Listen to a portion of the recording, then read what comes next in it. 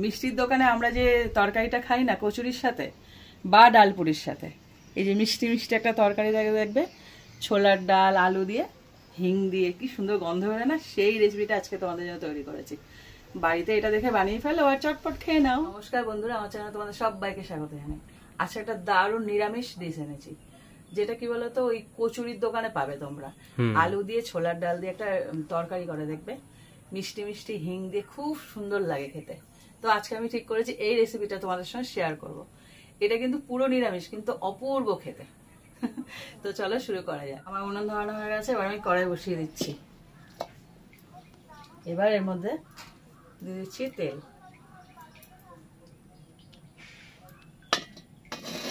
তেলটা পুরোপুরি গরম করে নিয়েছি। এর মধ্যে ফোড়ন দেব, দিচ্ছি শুকনো লঙ্কা,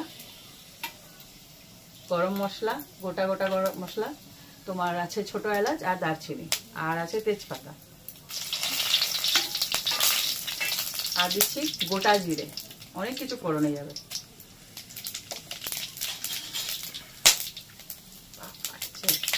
এবার এটাকে ভেজে নেবো। পাচ্ছি এটা কি ছোট এলাচ মনে হয়। ভালো করে ভাজা হয়ে গেছে দেখো। এবার এর মধ্যে দিয়েছি আলু। আলুটাকে না ছোট ছোট ডুমো ডুমো করে কাটতে হবে। এবার এটাকে ভেজে নেব।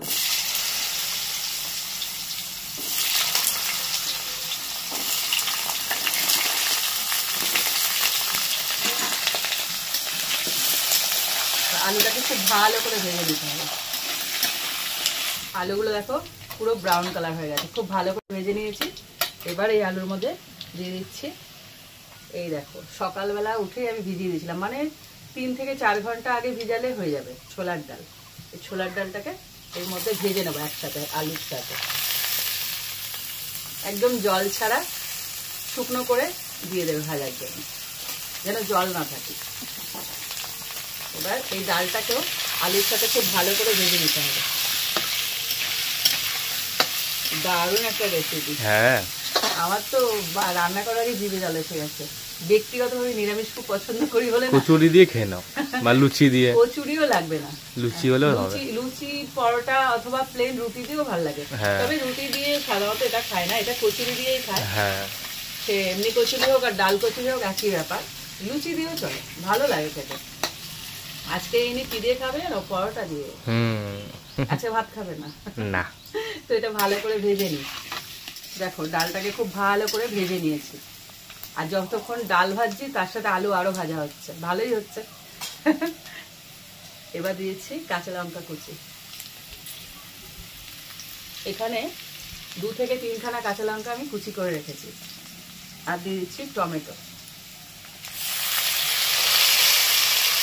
একটা বড় সাইজের টমেটো আমি কুচি করে নিচ্ছি। এগুলোকে একসাথে ভেজে নেব। আর এই দেখো আমার কাছে গুঁড়ো হিং নেই, তার জন্য এই যে গোটা গোটা হিং হয় না, এই হিংটাকে আমি জলে ভিজিয়ে রেখেছি। কি বলতো, এই যে গোটা গোটা যে হিংটা না, মানে দলা দলা থাকে, এই হিংয়ের ফ্লেভারটা খুব স্ট্রং হয়, আমার খুব ভালো লাগে। তার জন্য এই হিংটা আমি ইউজ করি। তোমরা চাইলে গুঁড়ো হিং ইউজ করতে পারো, কোনো ব্যাপার না, দিলেই হলো, হিংটা দিতেই হবে। তো এটাকে ভালো করে ভেজে নিই। কাঁচা লঙ্কা চেহারা পুরো বদলে যাবে ভাজার পর, দেখবে খুব সুন্দর, মানে সবুজ আছে তো একটু কালারটা পাল্টে যাবে। কাঁচা লঙ্কার ঘ্রাণটাই মেন এখানে, খুব সুন্দর লাগবে। কাঁচা লঙ্কা, হিং, আদা সব মিলে একটা দারুণ লাগে। না খেলে, যারা খেয়েছো তারা জানে, যারা খাওনি তাদের কথা বলছি, অবশ্যই খাবে এটা। দেখো কাঁচা লঙ্কাগুলো কালার পাল্টে গেছে, আর টমেটোটা অনেকটা নরম হয়ে এসেছে। এবার সমস্ত মশলাগুলো দিয়ে দেবো।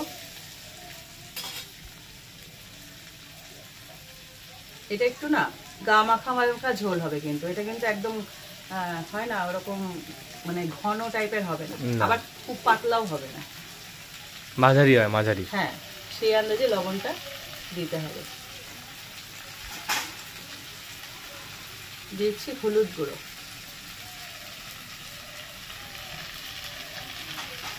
হালকা একটুখানি লঙ্কার গুঁড়ো দেবো। এটা একদমই ঝাল হয় না, মিষ্টি মিষ্টি হয়। হ্যাঁ, একদম অল্পটুকু। দেখো 4 ভাগের 1 ভাগ। আর ভাজা জিরে গুঁড়ো নিচ্ছি 1 চামচ উঁচু করে, এটা কিন্তু মেন, বেশ খানিকটা। হালকা একটু জল দেবো কষানোর জন্য। এবার এটাকে ভালো করে কষিয়ে নিতে হবে। দেখো ভালো মতো কষিয়ে নিয়েছি, আর টমেটোটা দেখো নরম হয়ে গেছে। ঠিক এই সময় দিয়ে দেবো আদাটা, বেশ অনেকটা আদা। দেখো আদার ফ্লেভার বললাম না, অনেকটাই যাবে। নিরামিষ রান্না দেখবে আদা একটা বিশেষ ভূমিকা থাকে, যেহেতু এখানে পেঁয়াজ রসুন পড়ছে না, তখন অন্য জিনিস দিয়ে এটাকে টেস্ট করতে হয়। হ্যাঁ,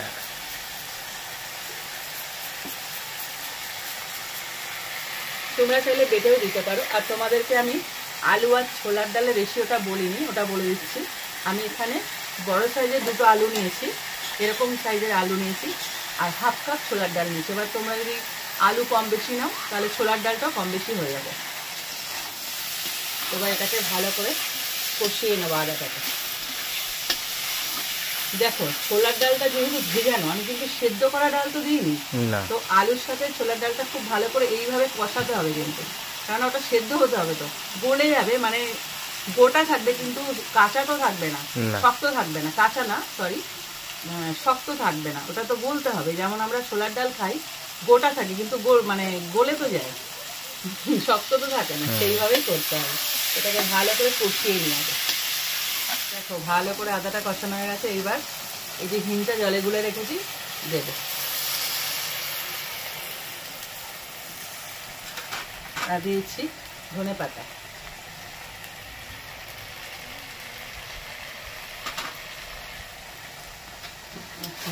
কি দারুণ দেখতে হচ্ছে, আর হিং দেওয়ার সাথে কি সুন্দর গন্ধ বেরিয়েছে, দারুণ লাগছে দেখতে। এটাকে দিয়ে একটু কষিয়ে নেবো, যেহেতু হিং দিয়েছি এটাও দিয়ে ভালোভাবে কষাতে হবে। শুধু কষাতে হবে নেড়ে চেড়ে, কোনো খাটনি নেই কিন্তু, কোনো বাটাবাটি নেই, কোনো ঝামেলা নেই, কিন্তু অপূর্ব স্বাদ। সমস্ত কষানো রেডি। এবার দিয়ে দেবো জল।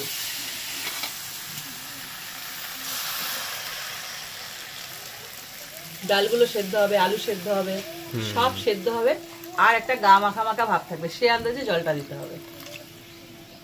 ওটা কিন্তু মেপে দিতে হবে, বুঝে নিতে হবে যে কতটা জল ঠিক লাগবে, মানে সেদ্ধ টেদ্ধ হওয়ার পর কতটা এসে দাঁড়াবে।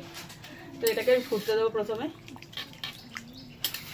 দেখো জলটা ছিল এইখানে, এইখানে, এটা একটু ধৈর্য ধরে সেদ্ধ করতে হবে, যেহেতু ডালটা সেদ্ধ করা না তার জন্য। কিন্তু ডাল যেন সেদ্ধ হয়ে যায়, মানে শক্ত না থাকে, চেক করে নিতে হবে। দাঁড়াও দেখিয়ে দিচ্ছি, ডাল গলে গেছে, আর আলুটা তো গলেই গেছে, ওটা আর দেখার অবকাশ নেই। এই যে ডাল গলে যাবে, আলু অবশ্যই গলে গেছে। হ্যাঁ, কিন্তু ডাল মানে ডাল গলে যাবে, কিন্তু আলু যেন গলে না যায়, গলে যায় মানে ঘেটে না যায়, মানে সেদ্ধ হয় আর কি, সেদ্ধ হয়, সেদ্ধ হয়ে যাবে। এবার দিয়েছি একটু চিনি।